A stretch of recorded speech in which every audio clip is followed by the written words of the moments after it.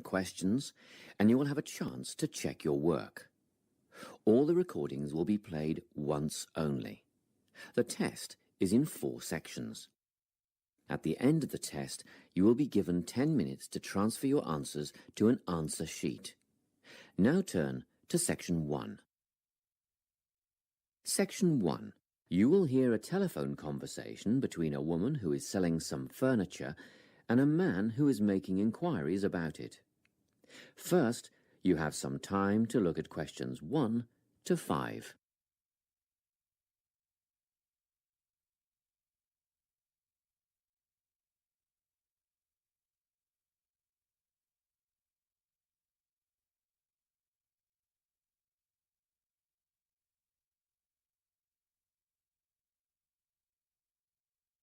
You will see that there is an example that has been done for you. On this occasion only, the conversation relating to this will be played first. Hello, Carolyn speaking. Hello, my name is Lincoln Faraday, and I'm ringing to see if you still have the bedroom furniture that you advertised for sale. Yes, there are 3 items left. 2 bedside tables and a dressing table. The woman said she has 3 items available, so 3 has been written in the space. Now we shall begin. You should answer the questions as you listen, because you will not hear the recording a second time. Listen carefully and answer questions 1 to 5. Hello, Carolyn speaking. Hello, my name is Lincoln Faraday, and I'm ringing to see if you still have the bedroom furniture that you advertised for sale. Yes, there are 3 items left. 2 bedside tables and a dressing table. Oh, good, they're just the items I'm after. Tell me, what's the construction of the bedside tables? I mean, what are they made of? Well, they're a matching pair and they're made of wood, but the wood has been painted. It's not brown anymore. It's been painted cream. I see. Each table has a shelf and 2 drawers. Oh, and the drawers have square brass handles. Quite modern and quite nice, really. And what about the dimensions? Well, each table is 50 centimetres wide. That's good. Much bigger than that, and they wouldn't fit beside my bed. I live in an apartment where the bedrooms are quite small. What I really need to know is how tall they are. You see, my bed's quite high. 65 centimetres high and 45 centimetres deep. Thanks. Just a couple more questions about the bedside tables. What condition are they in, and how much are they? They're in perfect condition. There isn't a mark on them. I had them painted professionally, you know, so the finish is much better than you'd normally expect. As for how much, I think £15 each would be fair, but I'll only sell them as a pair, so that's £30 all up. Before you hear the rest of the conversation, you have some time to look at questions 6 to 10.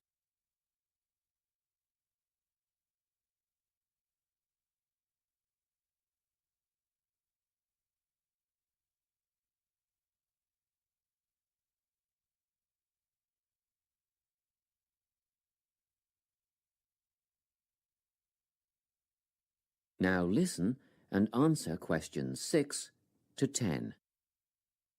Now, can you tell me about the dressing table? Yes, it matches the other tables in colour and style. Good. How many drawers does it have? 5 altogether. The bottom 2 drawers hold more as they're deep. And the dimensions? How wide is it? That's all I need to know. It wouldn't be more than 1.5 meters, would it? Well, just under actually. It's 1.25 metres across. Does it have a mirror? 3. Sorry? It has 3 mirrors, you know, a central one and a narrower one on each side.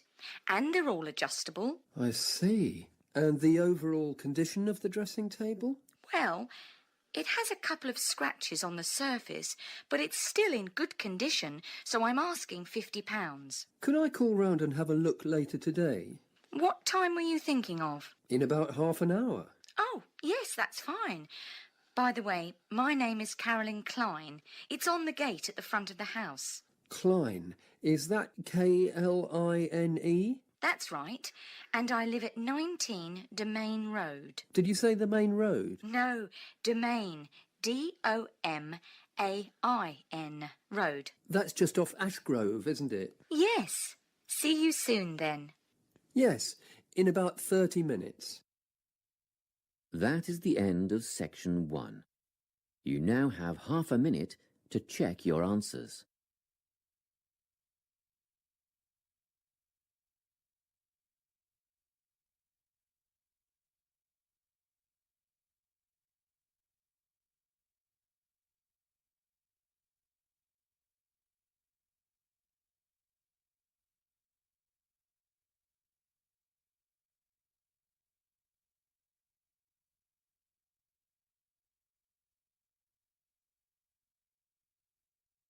Now turn to section 2. Section 2. You will hear an employee of the Sports Supercentre giving a guided tour of the facilities in the centre. First, you have some time to look at questions 11 to 17.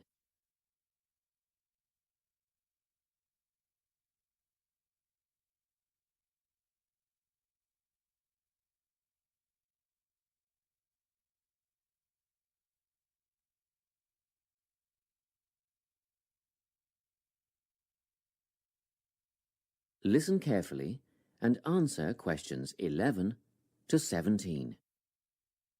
It's so nice to see so many people here on our open day. I hope you'll be impressed by what you see and that you'll all decide to join up. We have tried to cover all aspects of sport and fitness here at the centre. Well, let's start, shall we? As we're standing here at reception looking down the long corridor, you'll notice the car park on your left, where most of you have parked, asks you to reverse into the parking spaces for safety reasons. Also, this morning, a couple of keen potential members rode their bikes right in through the door instead of leaving their bikes outside there on your right where the secure bike stands are. You may be wondering why there are so many mothers arriving with little children. As we proceed, you'll see that this first room on your right is a creche, where you can leave your little ones for up to 2 hours and they'll be expertly supervised while you work out. After the creche, on the same side of the corridor, is the male locker room with showers, spa and sauna. Opposite that, on your left, there's a staircase leading to the mezzanine floor. You'll not only get a great view out over the playing fields, but you'll also find a coffee shop and snack bar selling a range of wholesome food and drinks, protein shakes, fruit smoothies, that kind of thing. We won't go up the stairs at this point. I'll give you some time later when you can explore at your leisure. Most of you in the group are women, so next let me point out the women's locker room, which has the same facilities as the men's, things like showers, spa and sauna. It's separated from the men's locker room by an office, which the staff mainly use for administrative purposes. As we move on the same side of the corridor as the stairs, you'll see the entrance to the main hall, where they hold yoga classes, aerobics and so on. On the wall here, there is a timetable of all group classes and it is updated regularly. Now, opposite the hall is the gymnasium itself. Go ahead, have a look. Impressive, isn't it? Very spacious, light and airy with all the most modern equipment. As we continue down the corridor past the main hall, on the same side, there is a conference room. This is mainly used when the centre is hosting a big sports event of some kind. It gives the officials a quiet place to gather and have meetings and so on. You'll have seen the 400-metre athletics track on your way in beside the car park. We have some pretty big athletics conventions here. Well, after a strenuous workout, I bet there's nothing you'd like more than a swim in the aquatic complex. But first, these rooms on our right are all part of the sports medicine clinic, where you have access to a doctor, physiotherapist, massage therapist, podiatrist, and even a sports psychologist if you need one. Of course, you'll need to make appointments, but if you have any questions, just pop in and see the clinic receptionist and she'll help you out.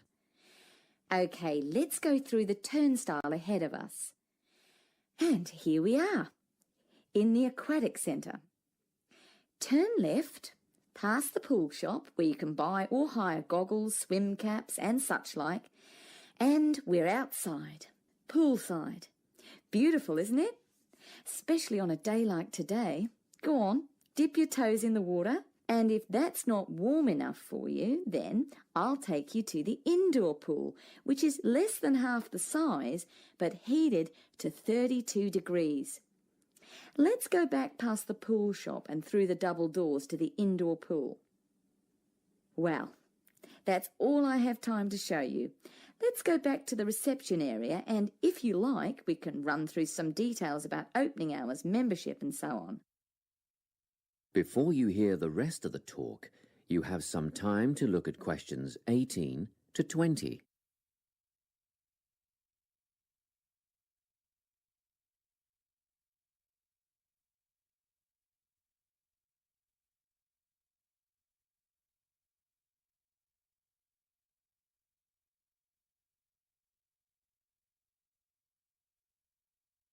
Now listen and answer questions 18 to 20. Now, in this brochure, you'll see the opening hours. The centre is open 7 days from 5 a.m. to 9 p.m. Monday to Friday, except for public holidays which follow Sunday's timetable. On Saturdays, we open at the same time as weekdays and close a little earlier. So that's 5 a.m. to 7 p.m. on Saturdays, and on Sundays everyone gets a sleep in. You can come in between 7 a.m. and 5 p.m. Membership fees cover access to the gym, group classes and the pool. But if you want to join a swim squad to train with a coach, you should inquire at reception for prices and timetables. In the gym, personal training is available from one of our dedicated team of trainers, and reception will have more information on who is free when and what hourly rates apply. However, there is always a certificated instructor on hand in the gym at all times for advice and help. And once your membership is paid, you are entitled to a free health assessment, and you'll get a program designed to meet your own particular needs. You'll need to book a time for this with the gym instructor. Now, if you're a mum or dad, remember you can leave your children in the creche. They take babies from 6 weeks old. Bookings are essential though, and you'll have to check the website for times and pricing. Members are also entitled to tennis lessons on a Tuesday or Thursday from 9 till 10:30, but bookings are essential, so ring Natalie. Her number is here in the brochure to reserve a place. Well, I think that's it. Any questions? That is the end of section 2. You now have half a minute to check your answers.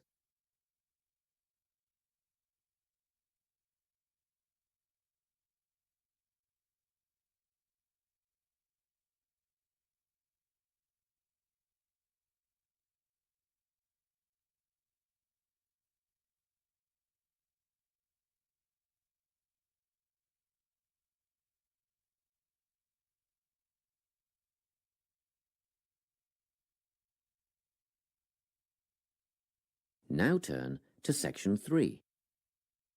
Section 3. You will hear a conversation between a research student, Jeremy, and his supervisor. They are talking about the process of having a research project published in a journal. First, you have some time to look at questions 21 to 25.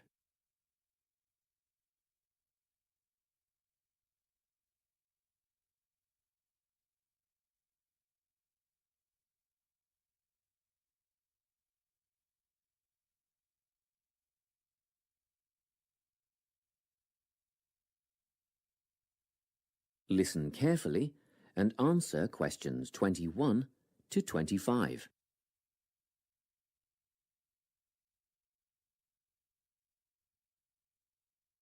So, you're nearly ready to submit your article to an academic journal, are you?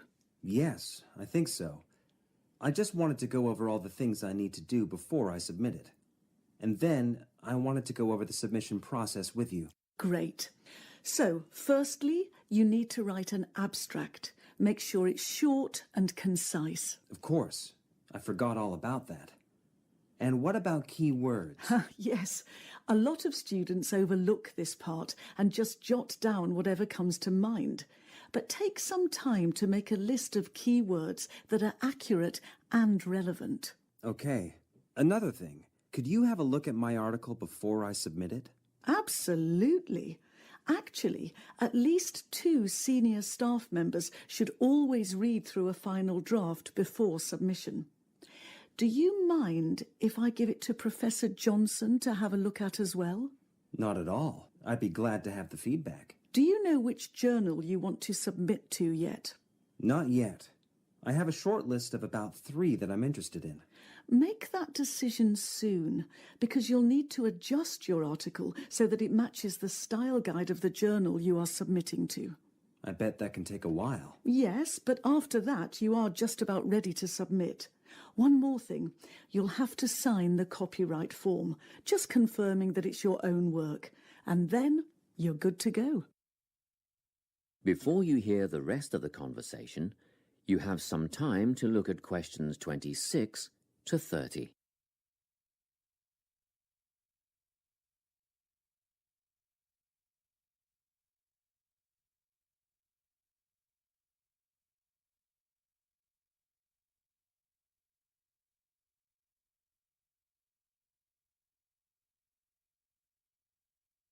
Now listen and answer questions 26 to 30. Now, the submission process. How does it work exactly? Well, the first thing is to just send it off. You've got to send in the manuscript before anything else can happen. Sure. And then should I call to check if they have received it? No need for that, no.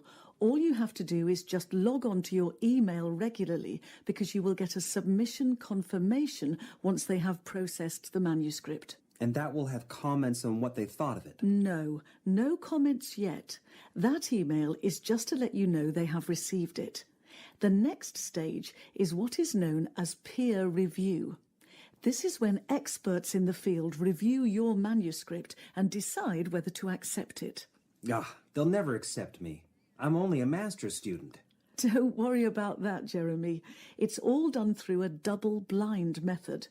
That means that whoever reads your manuscript has no idea whether you are a grad student or a Nobel Prize laureate. They'll only be judging your work, not you. Well, that's good to hear. And then what, once they've made their decision?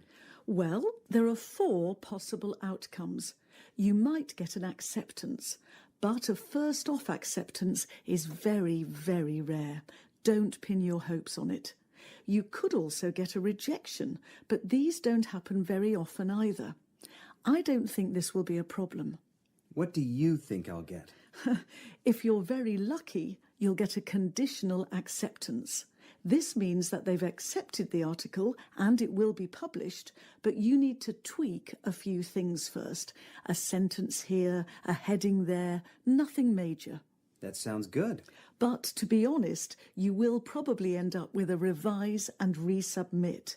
This means they are definitely interested, but you will need to rework the paper before it's accepted. The necessary changes will be outlined by the reviewers. Okay. So I just fix the things that need changing and present it again? Yes, but include a cover letter that discusses the changes you have made. The same goes for a conditional acceptance, actually.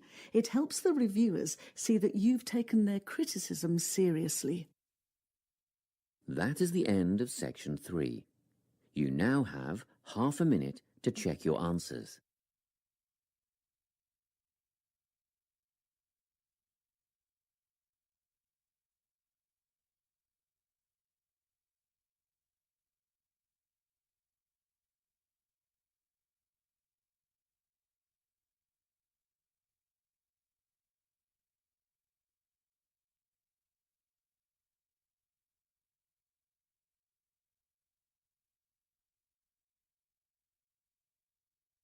Section 4. You will hear a talk on the importance of soil in organic agriculture. First, you have some time to look at questions 31 to 40.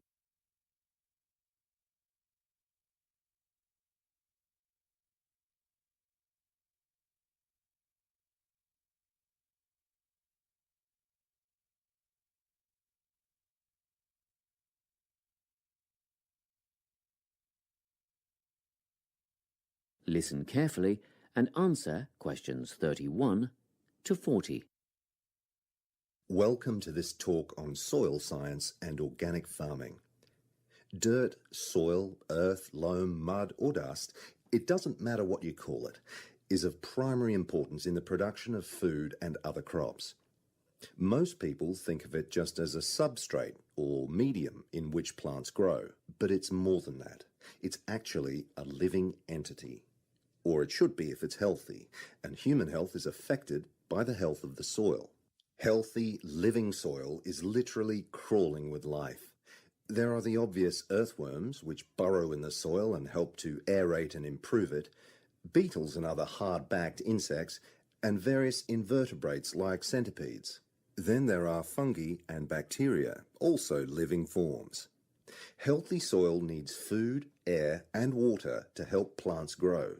And the more nutrients in plants, the more available for humans and livestock. It stands to reason, therefore, that plants grown in poor soil will have few nutrients to pass on to the consumer, whose well-being will be worse off over the long term. So, where do plants get their nourishment? Most of it comes from the soil.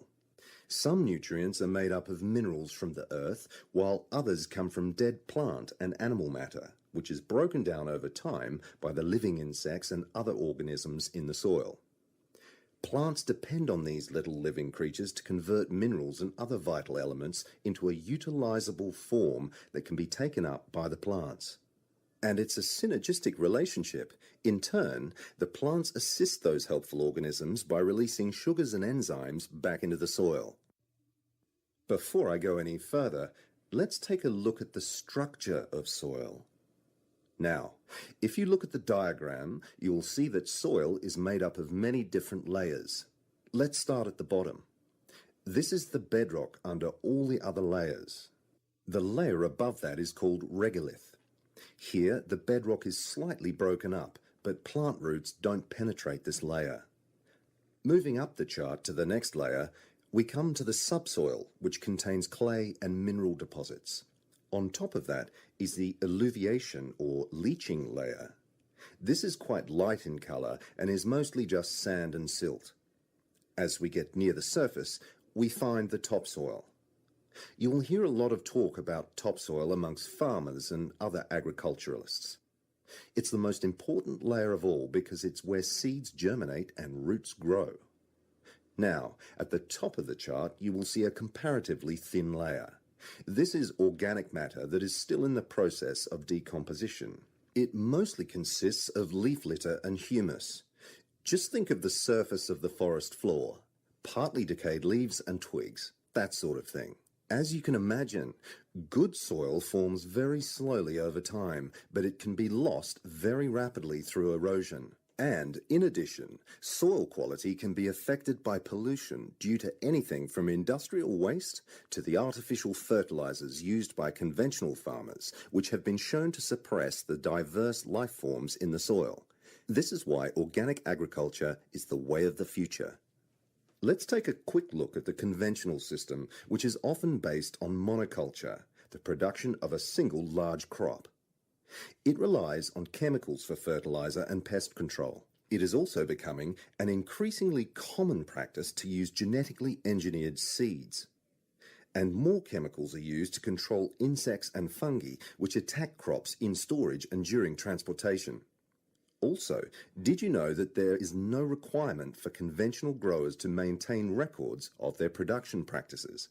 Organic growers, on the other hand, choose the most environmentally friendly options for dealing with pests and disease problems, working towards prevention in the first place. Some of the strategies they employ include alternating the crops grown in each field.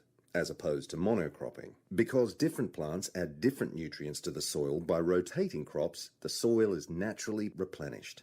This can do away with the need for pesticides, because the problem insects' life cycles are naturally interrupted. Surrounding crops with green waste can not only conserve moisture in the soil, but it can prevent weeds from springing up, and it also feeds the beneficial microorganisms. When it's ploughed under, it feeds the soil by building more organic matter. Organic farmers often release beneficial insects as predators, which precludes the need for artificial pesticides. Animal manure, combined with green waste materials, correctly composted to kill pathogens and weed seeds, fertilizes the soil in a way that encourages life rather than suppressing it. And, by the way, use of manure in organic farming is highly regulated. In fact, all agricultural inputs are evaluated for their long-term effects on the environment, regardless of whether they are synthetic or natural. To sum up, organic farming is the only sustainable way of feeding the people on this planet and keeping both the planet and the people in good health. That is the end of section 4. You now have half a minute to check your answers.